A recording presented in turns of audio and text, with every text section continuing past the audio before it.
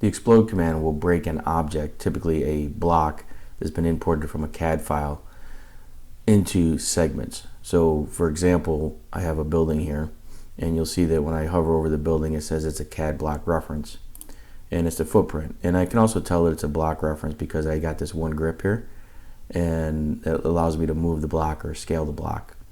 So I need to break this because I want to actually have the line string that is made up of this block. You can see that it's got some additional objects to it. Looks like the circles are all part of a block. So it's probably the footprint of a building. So you can use the explode command up on the CAD tab of the ribbon, or because it's a block, when you select it and right click, it knows it's a block. You can select explode right from the context menu. So when you do this, you'll see that it actually comes up and it will ask you, do you want to delete the block after exploding? You can go ahead and say yes to that.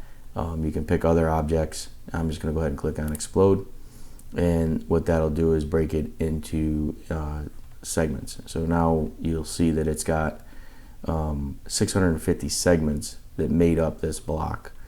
So kind of shows you the results here. So I'm going to close this, and I'm going to get out of that, and now when I pick on that, you'll see that it's separated from these other objects.